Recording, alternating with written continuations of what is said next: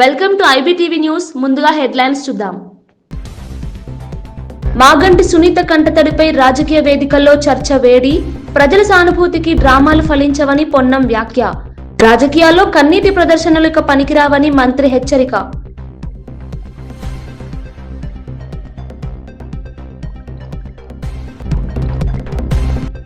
విశాఖలో గూగుల్ ఒప్పందం నా జీవితకి గర్వకారణమన్న చంద్రబాబు. యువతకు 1000 ఉద్యోగాలు, గూగుల్ ఒప్పందం మైలురాయి నిలుస్తుందని వ్యాఖ్య. గూగుల్ అడుగుతో ఏపీ టెక్ రంగానికి నూతన ఊపు ఇస్తుందని వెల్లడి.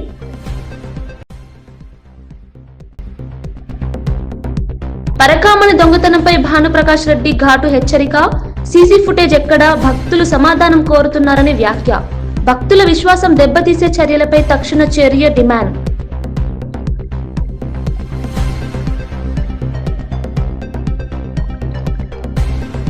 ప్రజల ఆరోగ్య బాధ్యత ప్రైవేట్ చేతుల్లోకి వెళ్తోందని ధర్మాన విమర్శ. మెడికల్ కాలేజీల ప్రైవేటీకరణ ప్రజలకు అన్యాయమని వ్యాఖ్య. దూర ప్రాంత ప్రజలకు వైద్య సేవలు అందకపోతే ఎవరు బాధ్యత వహిస్తారని ప్రశ్న. టీడీపీ నేత మాగంటి సునీత కంటతడి రాజకీయ వేదికపై చర్చనీయాంశమైంది. దీనిపై మంత్రి పొన్నం ప్రభాకర్ స్పందిస్తూ, ఎవరికైనా బాధ ఉండొచ్చు, కానీ ప్రజల సానుభూతి కోసం రాజకీయ వేదికలపై కన్నీరు కార్చడం సరికాదన్నారు. రాజకీయాల్లో భావోద్వేగాలకు చోటుండదని వ్యాఖ్యానించారు. ఈ డ్రామా అంతా సినిమాల్లో చూసినట్లుగా ఉందని విమర్శలు చేశారు. ప్రజలు ఇప్పుడు వివేకంతో వ్యవహరిస్తున్నారని, సానుభూతి కోసం ప్రదర్శనలు ఇక ఫలించవని పేర్కొన్నారు. పొన్నం వ్యాఖ్యలతో రాజకీయ వర్గాల్లో చర్చలు మళ్లీ రగిలాయి. ప్రసంగాల మధ్య కన్నీళ్లు పెట్టుకొని సానుభూతి ఓట్లు సంపాదించాలనే ప్రయత్నం చేస్తున్న కేటీఆర్, హరీష్ రావు, ఇతర టీఆర్ఎస్ నాయకులను కోరుతా ఉన్నారు. మీరు 10 సంవత్సరాలుగా జూబ్లీహిల్స్ చేసిన అభివృద్ధికి సంబంధించిన చర్చ రెడీ. ఆ అంశం చెప్పలేక కన్నీళ్లు పెట్టుకొని ఒకరు ఓదార్తుంటే ఈ డ్రామా అంతా కూడా సినిమాలో చూసినట్టు అనిపిస్తూ ఉంది. తప్పకుండా ఈ దెబ్బతోటి శాసనసభలో ఓడిపోయినటువంటి దానికి, తిరిగి పార్లమెంట్లో 0 సీట్లకు వచ్చిన దానికి, కంటోన్మెంట్ ఉప ఎన్నిక దెబ్బకు, జూబ్లీహిల్స్ దెబ్బకు గుయ్యం అనేటువంటి పరిస్థితి వాళ్ళు ఎదుర్కొంటారు. ఆ ఏడుపుల యొక్క ప్రక్రియ చూస్తుంటే ఆర్టిఫిషియల్ గా నువ్వు ఏడవాల్సిందే అని వీళ్ళు చెప్తున్నటువంటి అంతర్గతంగా కొంతమంది కార్యకర్తలు చెప్తున్నారు. అమ్మ నువ్వు ప్రతి డ్యాన్స్ ఏడవాలని ఆమె చెప్తుంటే కృత్రిమ ఏడుపు అనేటువంటిది మంచిది కాదు. ఆ సోదరి పట్ల మాకు సానుభూతి ఉన్నా, రాజకీయాలు సానుభూతి వేరు.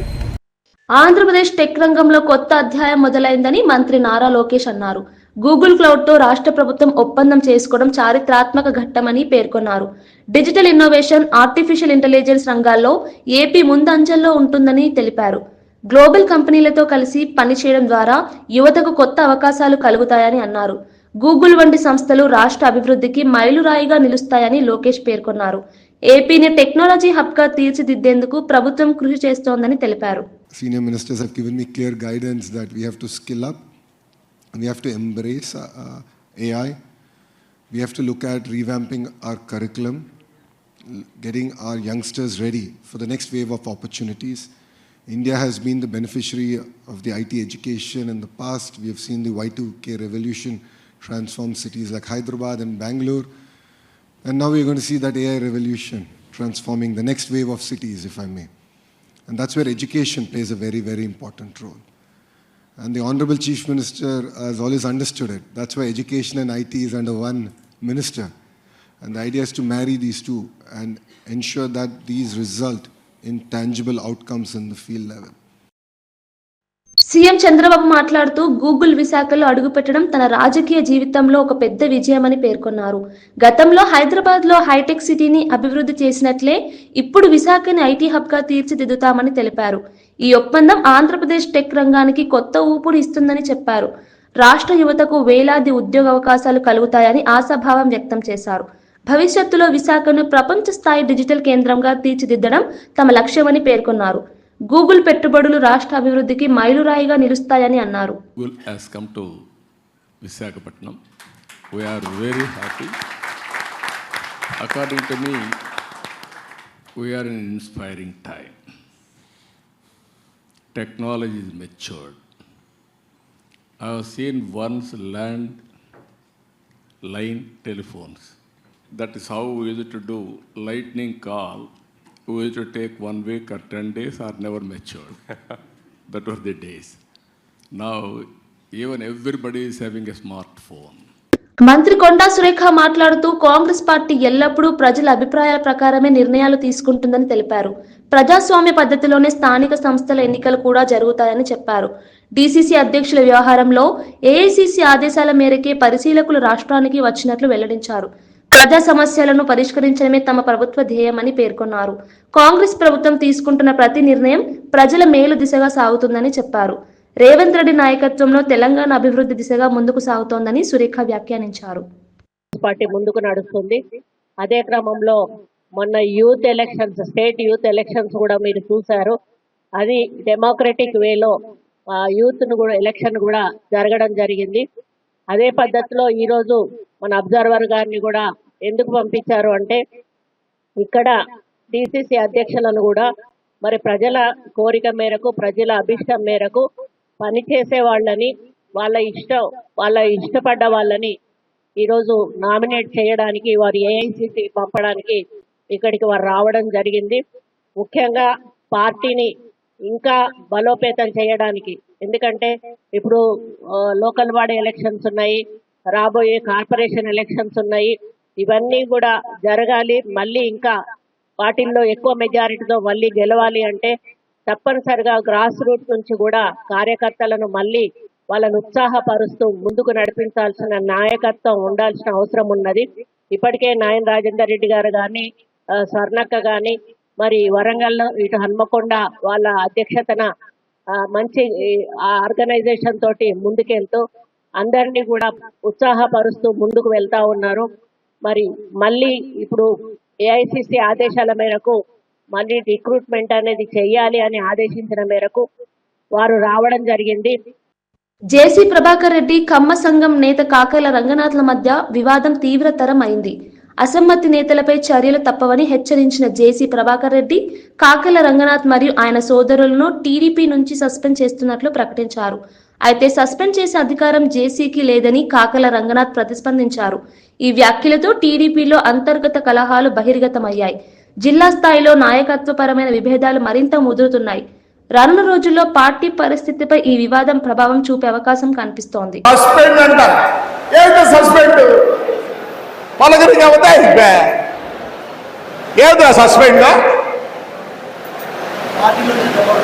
ఏడు పార్టీలోంచి ఇది మన ఊరు, మన కాన్స్టిట్యున్సీ. ఎవరినో సస్పెండ్ చేయాలి, గిస్పెండ్ చేయాలంట. క్వశ్చన్ సస్పెండ్ కాదు, ఎక్కువ మాట్లాడితే ఇంకో విధంగా ఉంటుంది, ఇంకో విధంగా ఉంటుంది. జాగ్రత్త ఉండండి. ఏదో మీ చిన్న ఆయన చెప్పినట్లు, కోళ్ళ ఫారం రంగయ్య చెప్పినట్లు ఏది నువ్వు కూడా అందరికి ఇవ్వాల్సిన అప్పులు ఇస్తే, నువ్వు ఇవ్వాల్సిన అప్పులు అందరికి ఇస్తే ఏమీ ఉండదు నీ దగ్గర.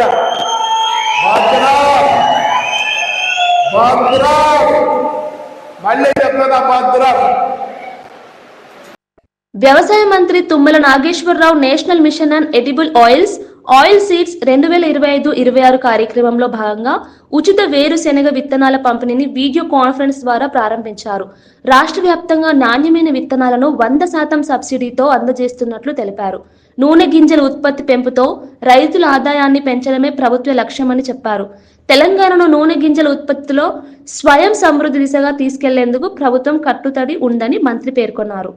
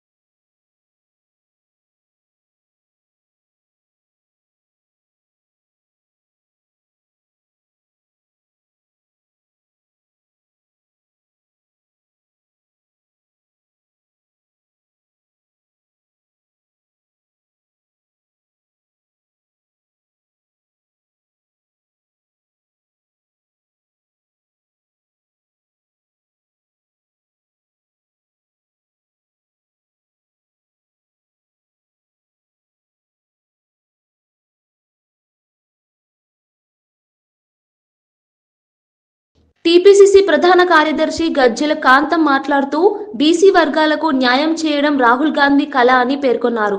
ఆ లక్ష్యంతోనే కాంగ్రెస్ పార్టీ 42% రిజర్వేషన్ అమలు కోసం పోరాటం చేస్తోందని తెలిపారు. సామాజిక న్యాయం సాధించడమే తమ పార్టీ ప్రధాన ఉద్దేశమని అన్నారు. బీసీల హక్కుల కోసం కాంగ్రెస్ ఎప్పటి నుంచో కృషి చేస్తోందని గుర్తు చేశారు. రిజర్వేషన్ వ్యవస్థ ద్వారా వెనుకబడిన వర్గాలు సమాన అవకాశాలు పొందుతాయని పేర్కొన్నారు.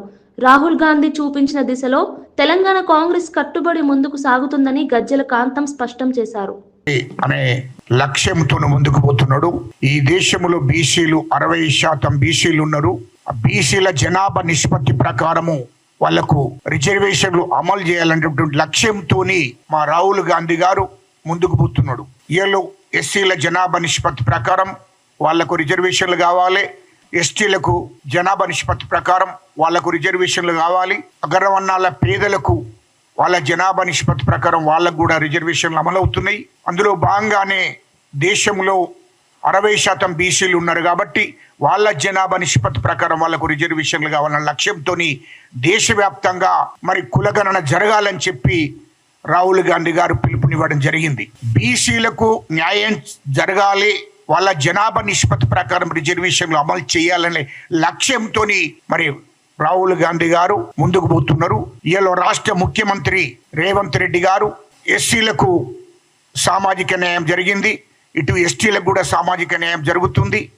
అందులో భాగంగానే బీసీలకు ఖచ్చితంగా మా అధినాయకత్వము, మా రాహుల్ గాంధీ గారు పిలుపు మేరకు, రాహుల్ గాంధీ గారి ఆదేశాల మేరకు తెలంగాణ రాష్ట్రంలో కూడా బీసీలకు ఖచ్చితంగా 42% రిజర్వేషన్లు ఇవ్వవలసిందని చెప్పి మరి రాహుల్ గాంధీ గారు ఆదేశాల మేరకే దీన్ని అమలు చేస్తున్నారు. అయితే ఇక్కడ కులగణన ఏడించడం జరిగింది. మా ముఖ్యమంత్రి రేవంత్ రెడ్డి గారు కులగణన వేయించి మరి కమిషన్ వేయడం జరిగింది. కమిషన్ ద్వారా రిపోర్ట్ తెప్పించుకోవడం జరిగింది. అసెంబ్లీ తీర్మానం చేయడం జరిగింది. క్యాబినెట్ ఆమోదించడం జరిగింది. మరి దానికి సంబంధించిన జీవో కూడా తీయడం జరిగింది. ఇన్ని వేసి చివరకు గవర్నర్ గారికి కూడా పంపడం జరిగింది. కేంద్ర ప్రభుత్వానికి కూడా పంపడం జరిగింది. కేంద్ర ప్రభుత్వానికి కూడా 9వ షెడ్యూల్లో చేర్చి దీన్ని చట్టం చేయాలని చెప్పి కేంద్ర ప్రభుత్వానికి కూడా పంపడం జరిగింది. మరి ఇయల్లో ముఖ్యమంత్రి తెలంగాణ జాగృతి యూత్ ఫెడరేషన్ రాష్ట్ర జిల్లా నాయకులకు నియామక పత్రాలు అందజేసిన సందర్భంగా జాగృతి అధ్యక్షురాలు కల్వకుంట్ల కవిత ప్రసంగించారు. సమాజంలో మార్పు యువత ద్వారానే సాధ్యమవుతుందని పేర్కొన్నారు. ఏ మార్పు సాధించాలనుకున్నా యువత దాన్ని సాధించే వరకు వెనక్కి తగ్గదన్నారు. తెలంగాణ ఉద్యమం, స్వాతంత్ర ఉద్యమం రెండింటిలోనూ యువత కీలక పాత్ర పోషించిందని గుర్తు చేశారు. కొత్తగా బాధ్యతలు చేపట్టిన నాయకులు మంచి పేరు తెచ్చుకునేలా ప్రజల కోసం పనిచేయాలని సూచించారు. తెలంగాణలో ఆదర్శ సమాజం నెలకొల్పడంలో యువత ప్రాముఖ్యతను కవిత నొక్కి చెప్పారు. తెలంగాణ ఉద్యమం సక్సెస్ అయినా, ఆనాడు ఇండియాకి స్వాతంత్రం కోసం పోరాటం చేసిన ఇండిపెండెన్స్ మూవ్మెంట్ సక్సెస్ అయినా యువత పాత్ర లేని సమాజంలో ఎప్పుడు కూడా మార్పు రాలేదు. సో ఫ్యూచర్ లో కూడా తెలంగాణలో ఖచ్చితంగా ఒక మంచి సమాజాన్ని మనం స్థాపించాలనుకుంటున్నాం. అందరికీ మంచి ఫలితాలు వచ్చే విధంగా సమాజాన్ని స్థాపించాలనుకుంటున్నాం. దాంట్లో యూత్ అందరి పార్టిసిపేషన్ కూడా ఉండే విధంగా అన్ని జిల్లాల నుంచి తరలి వచ్చిన మీ అందరికీ కూడా మనస్ఫూర్తిగా నమస్కారం తెలియజేస్తున్నాం. మరి ఇచ్చినటువంటి బాధ్యతని కష్టపడి చక్కగా పనిచేయాలని జాగృతి సంస్థకు, తెలంగాణ రాష్ట్రానికి మంచి పేరు తెచ్చే విధంగా పనిచేయాలని కూడా మీ అందరినీ రిక్వెస్ట్ చేస్తున్నాం. Thank you. జై తెలంగాణ, జై జాగృతి.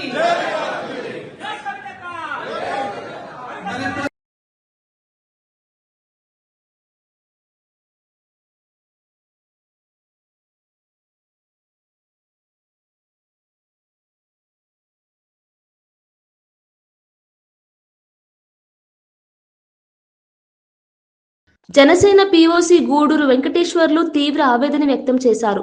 కూటమి అధికారంలోకి వచ్చినా తమ నేతలపై సక్సెస్ సాధింపు చర్యలు ఆగలేదని ఆరోపించారు. టీడీపీ ఎమ్మెల్యే బొజ్జల వెంకట్ సుధీర్ రెడ్డిని వెంటనే సస్పెండ్ చేయాలని డిమాండ్ చేశారు. వెంకటగిరి ఎమ్మెల్యే కురుగొండ్ల రామకృష్ణ తమను వాడుకొని తప్పుడు కేసులు పెట్టించారన్నారు. కూటమిలోని కొంతమంది నేతలు తాము అనుభవిస్తున్న అన్యాయంపై నిశ్శబ్దంగా ఉన్నారని విమర్శించారు. పార్టీ అంతర్గత వ్యవహారాలను పరిష్కరించాలంటూ పై స్థాయి నేతలకు విజ్ఞప్తి చేశారు. ఈ వ్యాఖ్యలతో కూటమి వర్గాల్లో రాజకీయ చర్చలు ఊపందుకున్నాయి. పార్టీ కోసం, పేద బడుగు బలహీన వర్గాల కోసం పనిచేసే పవన్ కళ్యాణ్ గారిని సీఎంగా చూసి మంచి భవిష్యత్తు రాష్ట్రానికి ఇవ్వాలని కోరికతో మేమందరం కూడా గత జనసేన పార్టీ ఆవిర్భావం నుంచి అందరూ చాలా గట్టిగా ప్రాణం పెట్టి పనిచేసాం అన్ని నియోజకవర్గాల్లో. కానీ అందరం కూడా రాష్ట్ర వ్యాప్తంగా 175 నియోజకవర్గాలు 25 ఎంపీల్లో జనసేన వాళ్ళు అందరూ కూడా పోటీ చేయాలని కోరికతోనే జనసేన పార్టీలు అందరూ కొనసాగడం జరిగింది. కానీ ఎత్తులు పొత్తుల్లో కొన్ని కారణాల వల్ల కళ్యాణ్ గారు తెలుగుదేశం పార్టీతో పొత్తు పెట్టుకున్నా ప్రాణం పెట్టి తెలుగుదేశం పార్టీకి మేము చాలా గట్టిగా పనిచేసాం. ఎందుకంటే ప్రతిపక్షంలో వైసీపీ ఉన్నప్పుడు ప్రతిపక్షంలో తెలుగుదేశం పాత్ర ఎక్కడా పోషించాల. ఎందుకంటే వెంకటగిరిలో మీరు ఉండే మీడియాలు యూట్యూబ్లు ఏవైనా చూసుకోండి, ఎవరు ఎక్కువగా ఆ రోజుల్లో స్పందించి మాట్లాడారు పార్టీకి అని అంటే ఒక జనసేననే ఎక్కువ కనపడుతుంది. ఎందుకంటే ఆ విధంగా వైసీపీ మీద ఆ పరిపాలన వస్తే మళ్ళా రాష్ట్రం అధోగతి పాలైపోద్ది అని చెప్పి ఉద్దేశంతో మాకు నచ్చినా నచ్చకపోయినా మా నాయకుడు అధినాయకుడు ఒక గౌరవిస్తూ మాటను గౌరవిస్తూ మేము జనసేన పార్టీ తెలుగుదేశానికి చాలా అండగా పనిచేయడం జరిగింది. కానీ ఎప్పుడైతే అధికారంలోకి వచ్చిందో ఫస్ట్ నుంచి పనిచేసిన మమ్మల్ని అందరికీ ఎలక్షన్ టైంలో మమ్మల్ని పక్కన పెట్టుకొని ఎలక్షన్ అయిపోయిన తర్వాత రాష్ట్ర వ్యాప్తంగా జనసేన సెకండ్ క్యాడర్ ఏదైతే ఉందో ఫస్ట్ క్యాడర్ ఏదైతే ఉందో వాళ్ళందరినీ చాలా రకాలుగా ఇబ్బందులకు గురి చేస్తున్నారు. ఎందుకంటే ఒక కాళాస్త్రి విషయమే తీసుకోండి, వాళ్ళు అమెరికాలో సాఫ్ట్వేర్ జాబ్ చేసుకుంటూ పవన్ కళ్యాణ్ గారి భావజాలం నచ్చి జనసేన పార్టీలోకి వస్తే ఒక ఎమ్మెల్యే బొజ్జల సుధీర్ రెడ్డి గారు ఆ విధంగా ప్రవర్తించడం చాలా దారుణమైన విషయం. అదేవిధంగా వెంకటగిరిలో కూడా అదే పరిస్థితి. జనసేన అంటే గూడూరు వెంకటేశ్వర్లు అంటే జనసేన అనే ఇదిలో మేము కూడా టికెట్ రేసులో ఉన్నాం. కానీ ఏదో ఏ రోజు నువ్వు ప్రతిపక్ష పాత్ర పోషించిన వాళ్ళు ఒక కమ్యూనిటీ పరంగా నీకు టికెట్ కేటాయించి ఉండొచ్చు, మేము దానికి కాదు. మాజీ మంత్రి ధర్మాన ప్రసాదరావు ప్రభుత్వం ప్రజల విద్య ఆరోగ్య బాధ్యతలను ప్రైవేట్ చేతుల్లోకి వదిలేస్తోందని తీవ్రంగా విమర్శించారు. మెడికల్ కాలేజీలను ప్రైవేటు సంస్థలకు అప్పగించడం ప్రజలపై అన్యాయమన్నారు. మెడికల్ కాలేజ్ అంటే కేవలం కాలేజ్ కాదు, ఆసుపత్రి కూడా అని గుర్తు చేశారు. దూర ప్రాంతాల ప్రజలు ఆరోగ్య సేవలు పొందే అవకాశాలను ప్రభుత్వం తగ్గిస్తోందని ఆవేదన వ్యక్తం చేశారు. ప్రజల నుండి పన్నులు వసూలు చేసే ప్రభుత్వమే ఆరోగ్య సేవల బాధ్యత తీసుకోవాలని అన్నారు. ప్రజల సంక్షేమం కంటే వ్యాపార ప్రయోజనాలను ప్రాధాన్యమిస్తున్న ఈ విధానం సరికాదని ధర్మాన విమర్శించారు. కొన్ని బోధనాసుపత్రులు, కొన్ని హాస్పిటల్స్, వైద్యం అంతా ప్రైవేట్ పరం చేసేటువంటి నిర్ణయం తీసుకున్నారు. ఇది రాజ్యాంగ విరుద్ధమైంది. రెండవది, మనలాంటి ఆర్థిక స్థితిగతులు కలిగినటువంటి ప్రజలకు చాలా పెద్ద భారమైనటువంటి నిర్ణయం అని ఈ సందర్భంగా మనం చేస్తున్నాం. గడిచిన కొన్ని రోజులుగా రాష్ట్రం అంతా ఈ చర్చ నడుస్తూ ఉంది. విద్యార్థుల్లోనూ తల్లిదండ్రుల్లోనూ గట్టిగా పనిచేసినాయి, నిలబడగలిసినాయి, ప్రజల తరఫున భరోసా ఇవ్వగలిసినాయి. ప్రైవేట్ ఆసుపత్రులు ఎన్ని మనం విజిలెంట్గా ఉన్నప్పటికీ, ప్రభుత్వ అధికారులు ఉన్నప్పటికీ, ప్రైవేట్ ఆసుపత్రి అనేది ఆదాయం కోసం పెట్టుకున్నది కనుక ప్రజల నుంచి కరోనా భయాన్ని చూపించి దోపిడీ చేసే కార్యక్రమం దేశంలోనే జరిగిపోయింది. రాష్ట్రంలోనే కాదు, రాష్ట్రంలోనే జరిగింది, దేశంలోనూ కూడా జరిగింది. అయితే ఆనాడున్నటువంటి ప్రభుత్వ ఆసుపత్రుల్ని గట్టిగా పనిచేయించగలిసినాం కనుక కొంతవరకైనా ఆంధ్రప్రదేశ్లో మనం తట్టుకోగలిసినాం. ఐఏఎస్ అధికారులని ప్రతి హాస్పిటల్కి ఇన్ఛార్జీల కింద పెట్టి భోజన వస్తువులకు అవసరమైనటువంటి ధనాన్ని ఇచ్చి చాలా విజిలెంట్గా ఉండడం వల్ల కొంతైనా నిరోధించగలిసినాం. కానీ అల్టిమేట్గా దేశంలోని ప్రజలు ఎలాంటి అభిప్రాయానికి వచ్చారంటే, వైద్యం అనేది వదిలేశారు, గాలికి వదిలేశారు. ప్రజల ఆరోగ్యం అనేది కాన్స్టిట్యూషనల్ రైట్, ఇది నీ విధి, నీ అత్యంత ప్రాథమికమైనటువంటి నీ తాలూకు బాధ్యతల్లో ఇదొక బాధ్యత. ప్రజల తాలూకా ఆరోగ్యాన్ని కాపాడడం అనేది నీ బాధ్యత. అది చేయలేకపోతే మరి ప్రభుత్వాలు ఎందుకు? మిగతావన్నీ మీరు చేస్తారా లేదా అనేది సెకండరీ. విద్యకు సంబంధించి, ఆరోగ్యానికి సంబంధించి ప్రాథమికంగా ఉండేటువంటి బాధ్యతను కూడా మీరు స్వీకరించకపోతే ఎలాగా? దానికి వ్యతిరేకంగా నిర్ణయాలు చేస్తుంటే ఎలాగా? 50% సీట్స్ 15,000 రూపాయల ఫీజుతో విద్యార్థి చదువుకునేటట్టుగా, అదే 35% కోటా సీట్లు 15 లక్షల ఫీజు చెల్లించేటట్టుగా మధ్యతరగతికి, ఎన్ఆర్ఐ కోటా కింద ఉన్నటువంటి 15%వి 20 లక్షలు చెల్లించేటట్టుగా, హాస్పిటల్ మెయింటెనెన్స్కి ఇబ్బంది లేకుండా ఆ ప్రాంతంలో ఉండేటువంటి ప్రజలకు వైద్యం అందుబాటులో వచ్చేటట్టుగా ఒక విశాలమైన ప్రయోజనాన్ని ఆశించి ఈ హాస్పిటల్ని రూపకల్పన చేయడం జరిగింది. కాలేజ్ అని అంటారు. కాలేజ్ అసలు కాదు.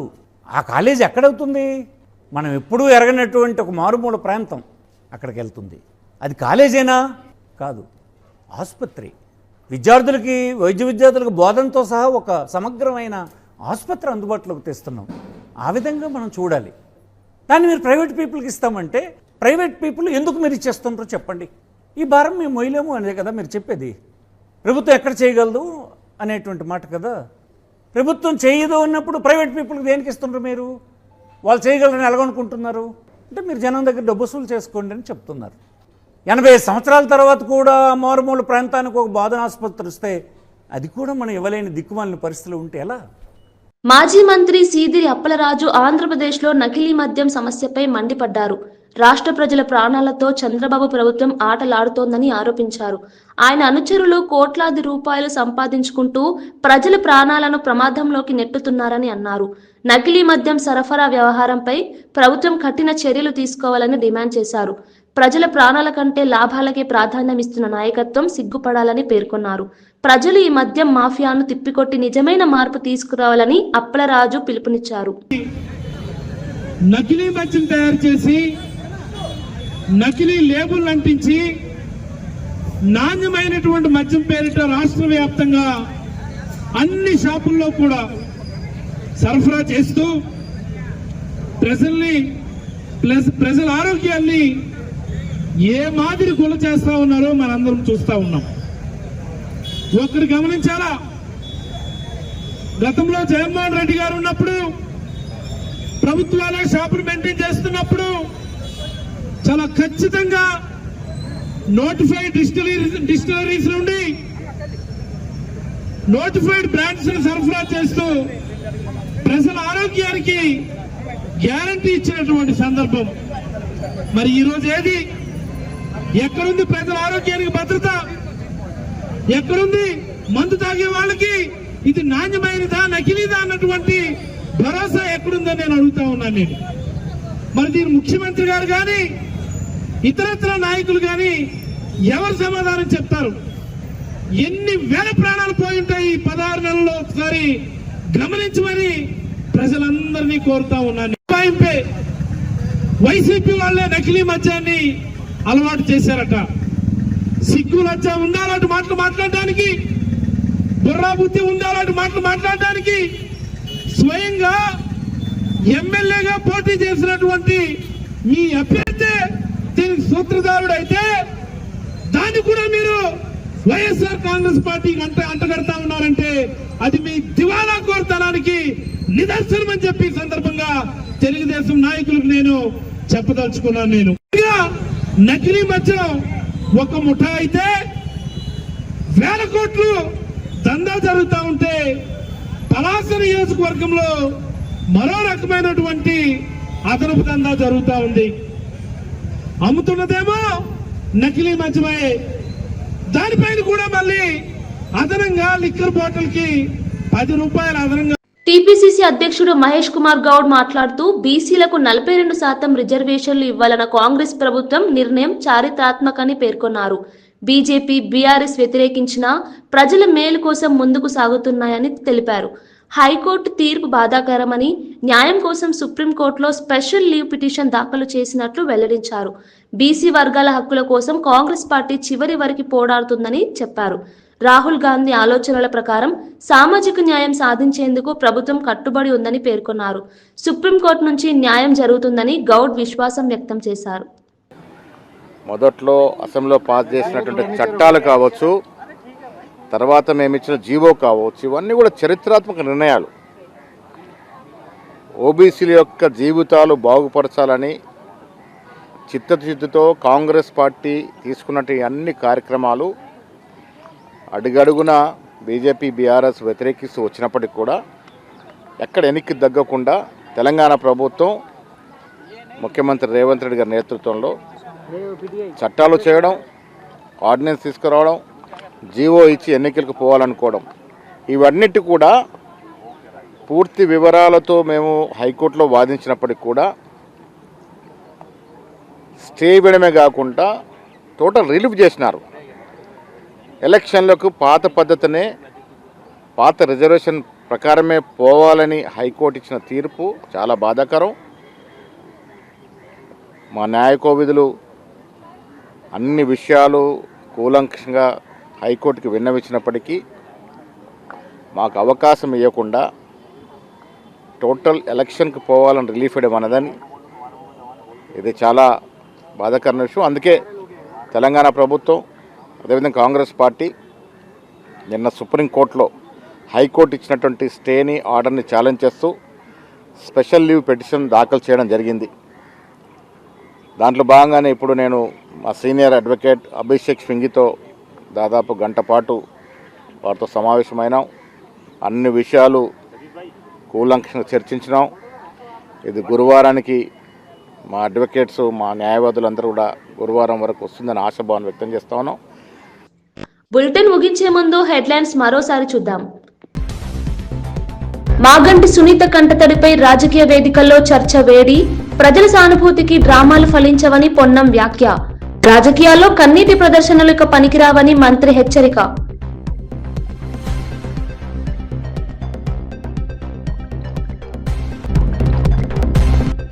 విశాఖలో గూగుల్ ఒప్పందం నా జీవితకి గర్వకారణమన్న చంద్రబాబు, యువతకు 1000 ఉద్యోగాలు, గూగుల్ ఒప్పందం మైలురాయి నిలుస్తుందని వ్యాఖ్య. గూగుల్ అడుగుతో ఏపీ టెక్ రంగానికి నూతన ఊపు ఇస్తుందని వెల్లడి.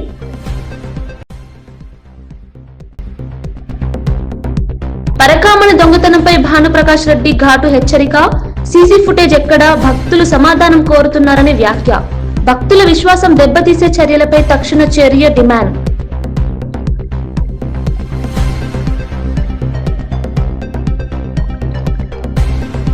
ప్రజల ఆరోగ్య బాధ్యత ప్రైవేట్ చేతుల్లోకి వెళ్తోందని ధర్మాన విమర్శ. మెడికల్ కాలేజీల ప్రైవేటీకరణ ప్రజలకు అన్యాయమని వ్యాఖ్య. దూర ప్రాంత ప్రజలకు వైద్య సేవలు అందకపోతే ఎవరు బాధ్యత వహిస్తారని ప్రశ్న. ఇవి బులెటిన్ విశేషాలు. చూస్తూనే ఉండండి IBTV.